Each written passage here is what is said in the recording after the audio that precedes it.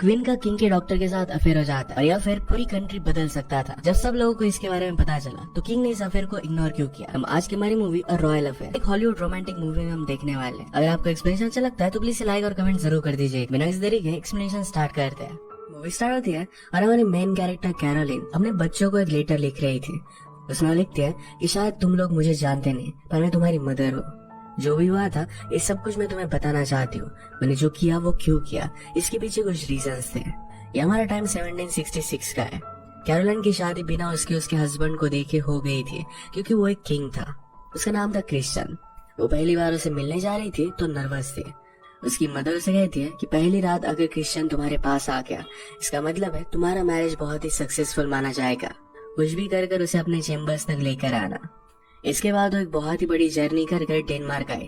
उसे वेलकम किया जाता है और वो फर्स्ट टाइम क्रिश्चियन से मिली। क्रिश्चियन थोड़ा सा बच्चों जैसा क्यूरियस था, अनप्रेडिक्टेबल था, कब क्या करेगा कोई जान नहीं सकता। कैरोलाइन से मिलने के बाद उसी को घूर रहा था। सिटी में पहुंचने के बाद कैरोलाइन इस स्टेट की हालत देखती है। इसमें पॉवर्टी और बहुत ज्यादा गंदगी थी। उनके पैलेस में क्रिश्चियन की स्टेप मदर जिसका नाम था जूलियन ये भी रहा करती थी। वो चाहती थी कि उसका बेटा राजा बन जाए। कैरोलाइन को यहाँ पर गाइड करने के लिए एक एम्प्लॉय दी गई थी। कैरोलाइन उससे पूछती है कि मेरे बुक्स कहाँ पर है। वो एम्प्लॉय से कहती है कि वो रिव्यू हो रही है, यहाँ पर सेंसरशिप है और बहुत सारी बुक्स फिर से वापस चली जाएगी। तुम वरी मत करना, तुम्हारे लिए पढ़ने के लिए हम बहुत सारी बुक्स लेकर आएंगे। ये एम्प्लॉय उसकी फ्रेंड बन गए। रात में डिनर के वक्त कैरोलाइन ने जूलियन को देखा। फ्रेंड से कहती कि जूलियन के साथ कोई भी बात नहीं करता क्योंकि कभी भी वो अच्छी चीज नहीं कर सकती। कैरोलाइन फिर क्रिश्चियन के पास आकर बैठ गई। उसे पूछते है कि क्या आज रात तुम मेरे चेम्बर्स में आओगे। क्रिश्चियन ने अपने एडवाइजर से पूछा और इसके लिए वो हाँ कहता है। इसके बाद कैरोलाइन सबके लिए बहुत ही ब्यूटीफुल सा पियानो बजा रही थी। सब लोग उसे बहुत पसंद करते हैं। तभी क्रिश्चियन के पास जूलियन आई। उसे कहते कि सब लोगों को अब लगने लग गया कि कैरोलाइन इतनी टैलेंटेड है तो डेनमार्क की क्वीन बनकर उसे मैनेज उसे ही करना चाहिए। क्रिश्चियन को इस बात से इनसिक्योर लगने लग गया। वो कैरोलाइन को पियानो बजाने से मना कर देता है। इस बात की वजह से कैरोलाइन को बहुत बुरा लगा। रात में क्रिश्चियन उसके पास आया, उसके साथ इंटीमेट होने लग जाता है पर कैरोलाइन उसे झटक देती है। इसके लिए उसने उसे सॉरी कहा और उसके बाद वो फिर से इंटीमेट हो गए। जैसे टाइम बीतता गया वैसे कैरोलाइन ने रियलाइज किया क्रिश्चियन की मेंटल हालत सही नहीं है। अब उसे उसी के साथ पूरी जिंदगी बिताने पड़ने वाली थी और इस थॉट की वजह से उसे वो हेट करने लगती है। क्रिश्चियन उसे छोड़कर अलग अलग सेक्स वर्कर को भी अपने पास लेकर आता था। कैरोलाइन को तो अपनी ड्यूटी कंप्लीट करनी पड़ी, वो थी इस कंट्री को एक प्रिंस देना। वो प्रेग्नेंट हो जाती है और इसके बाद क्रिश्चियन को अपने पास नहीं आने देती। अपने फ्रेंड के साथ वो हमेशा टाइम स्पेंड किया करती थी। इस बात की वजह से क्रिश्चियन फ्रस्ट्रेटेड हो गया। वो डायरेक्टली कैरोलाइन के फ्रेंड पर हमला कर देता है। उसे कहता है कि मैं तुम्हें फायर करता हूँ, अब तुम्हें यहाँ से जाना पड़ेगा। कैरोलाइन की फ्रेंड को एक अलग कंट्री में बहुत दूर भेज दिया जाता है। इसके बाद उसे एक बेबी बॉय हुआ। एक दिन क्रिश्चियन उसके पास आया और कहता है कि मैं पूरा यूरोप घूमने के लिए जाने वाला हूँ, अब मुझे 1-2 साल लग सकते हैं। कैरोलाइन कहती कि तुम क्या करते हो, इससे मुझे कुछ भी फर्क नहीं पड़ता। इसके बाद नेक्स्ट सीन में हम जर्मनी का एक छोटा सा टाउन देखते हैं। वह एक सर्वेंट एक डॉक्टर के पास आई। इस डॉक्टर का नाम था जोहान और एक मेन कैरेक्टर है। उसे कहती कि हमारे काउंट बीमार है, उन्होंने तुम्हें बुलाया हुआ है। वैसे भी इस टाउन में ज्यादा पैसे मिलते नहीं थे तो जोहान उनके पास चला गया। उसे कहते कि तुम एक प्रीस्ट के बेटे हो, फिर भी रिवॉल्यूशनरी राइटिंग करते हो। तुम अगर उस राइटिंग पर अपना नाम लिखते तो तुम्हें अरेस्ट हो जाता। जोहान कुछ भी बात कंफर्म नहीं करता। उन्होंने कहा कि हम तुम्हें अरेस्ट नहीं करना चाहते, हमारे पास तुम्हारे लिए एक प्रपोजल है। हमारा किंग क्रिश्चियन ये पूरा यूरोप घूम रहा था पर अब जरा बीमार हो चुका है। जॉन पूछता है कि उसे क्या बीमारी है। उन्होंने उसे कहा कि उसे मेंटल प्रॉब्लम है। उसके लिए डॉक्टर ढूंढा जा रहा था और वो चाहते थे कि जोहान जाकर वहाँ पर इंटरव्यू दे। जॉन पूछता है कि इससे तुम्हें क्या मिलेगा। उन्होंने कहा कि हम पहले क्रिश्चियन के करीबी हुआ करते थे पर अब हमें पैलेस से निकाल दिया गया है। अगर हमारा आदमी पैलेस में होगा तो हम फिर से वहाँ पर वापस आ सकेंगे। ये सब जो बात कर रहा था उसका नाम था शैक और उसके साथ और एक लड़का था जिसका नाम था ब्रांड। जॉन इस काम के लिए मान जाता है। क्रिश्चियन ने बहुत सारे डॉक्टर्स की इंटरव्यू ली पर उसे कोई भी अच्छा नहीं लगता। फिर जोहान आकर उससे बात करता है। उसने उससे पूछा कि प्रॉब्लम क्या है। क्रिश्चियन ने अपनी सारी बुरी आदतें उसे बताई। जोहान कहता है कि ये तो सब बहुत ही नॉर्मल है। उसने कहा कि अगर तुम किंग नहीं होते, तुम कुछ भी कर सकते तो फिर क्या करते। क्रिश्चियन एक प्ले से उसे लाइन सुनाता है। इसके बारे में जोहान को ऑलरेडी पता था।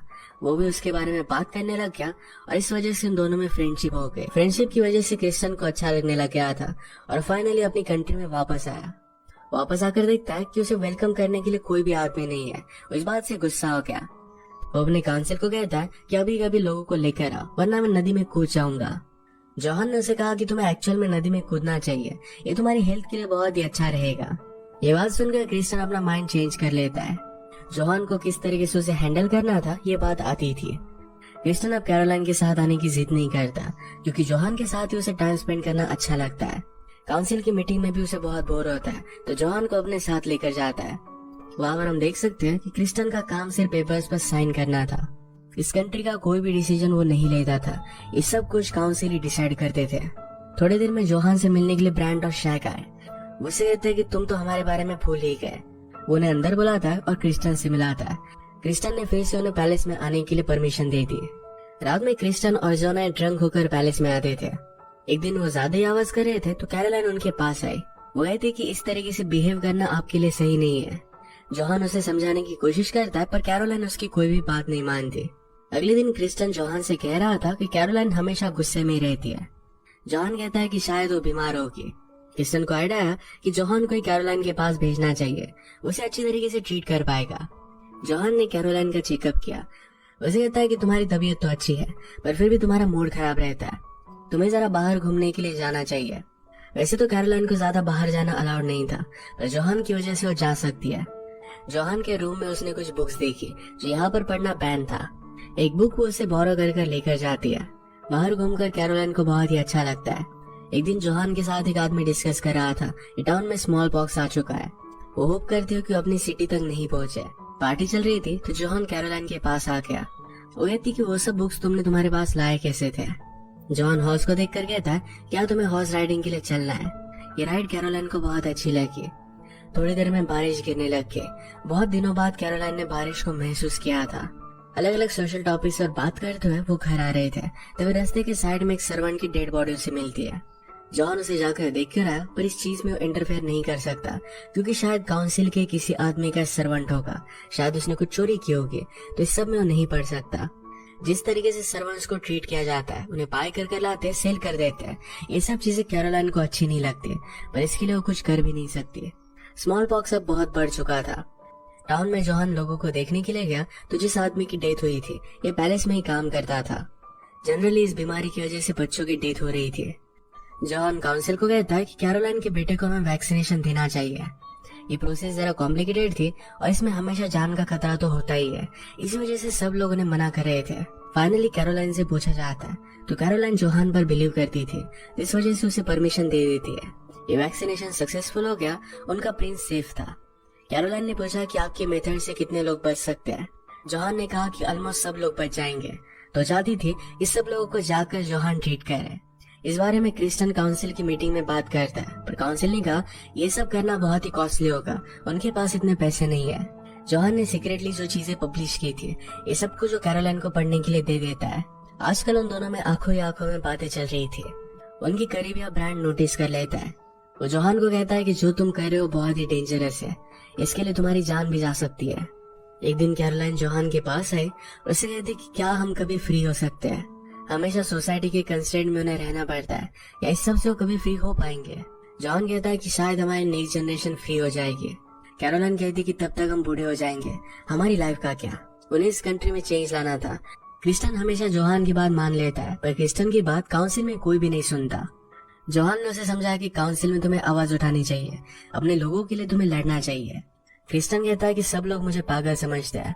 जोहान कहता है कि तुम्हें तो एक्टिंग बहुत पसंद है, तो स्ट्रॉन्ग किंग होने का तुम एक्ट कर सकते हो।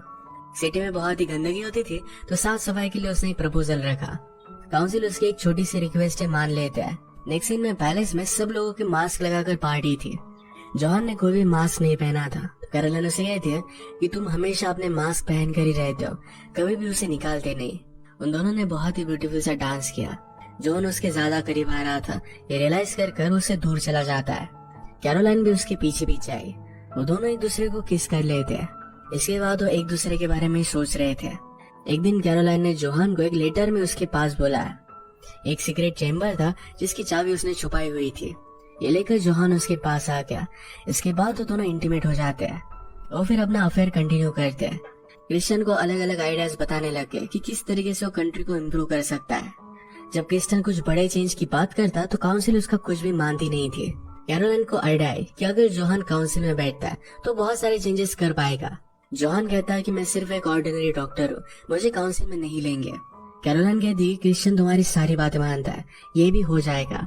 जो भी आइडिया जब काउंसिल में आ रहे थे इसके बारे में जूलियन और से बात करती है और एक काउंसिलमैन था।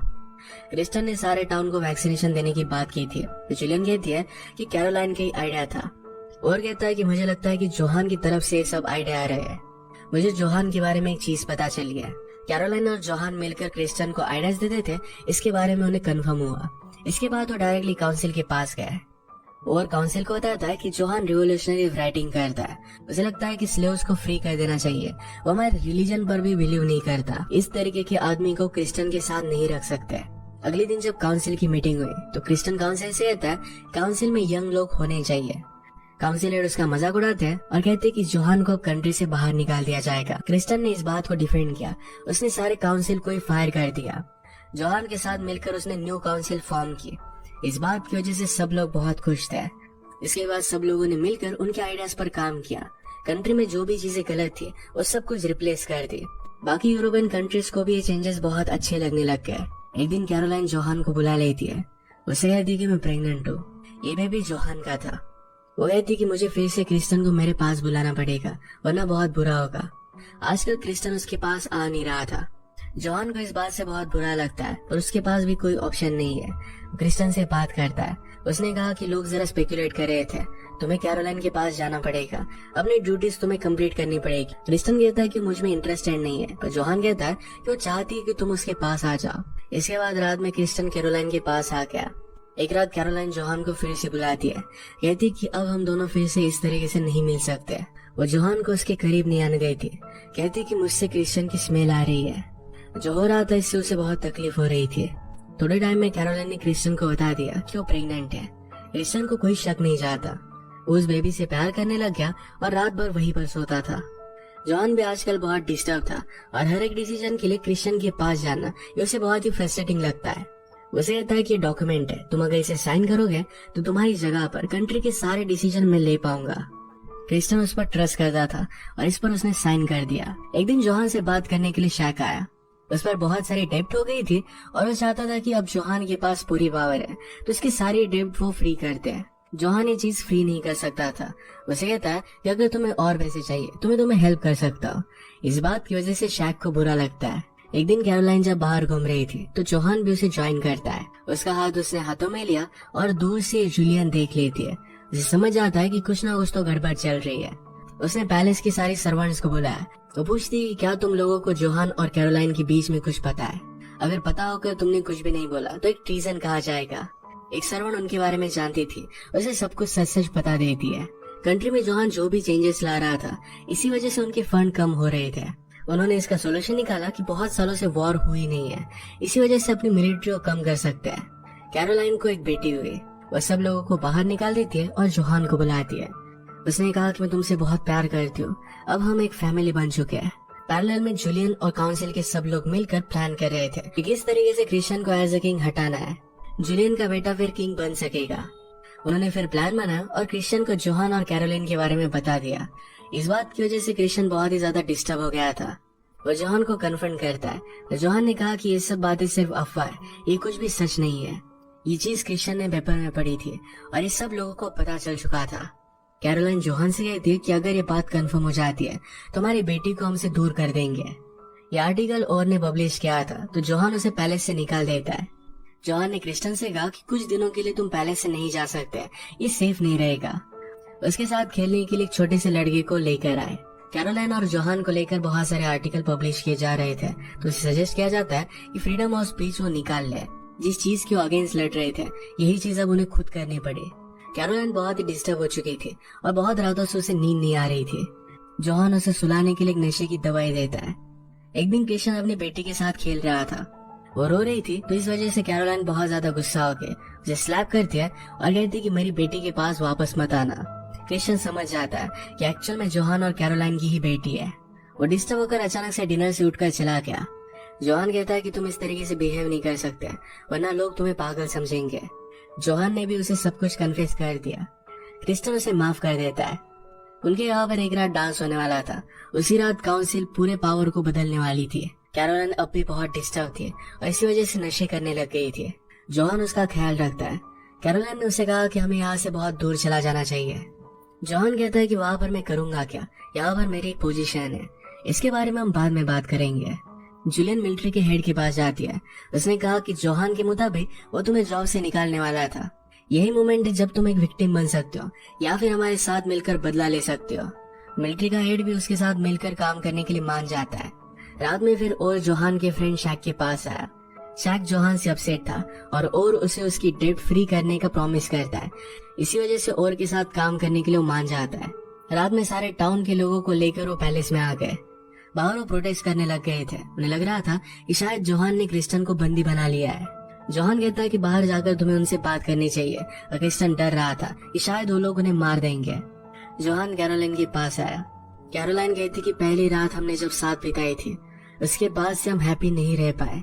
जोहान कहता है कि जब भी मैं तुम्हारे साथ था तो सारे मोमेंट्स में हैप्पी था। कैरोलाइन आज रात उसे अपने पास बुलाती है।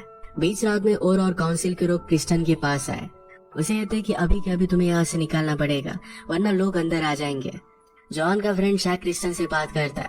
उसने कहा कि एक बात मैं तुमसे छुपा रहा था। कैरोलाइन और जोहान मिलकर तुम्हें मारने की साजिश कर रहे थे। अब हमें उन्हें अरेस्ट करना पड़ेगा।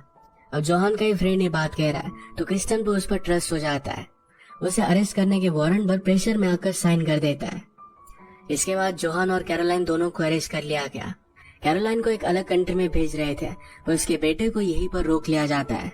जोहान और कैरोलाइन के अफेयर के बारे में उसे कन्फेस करने के लिए बोला जा रहा था।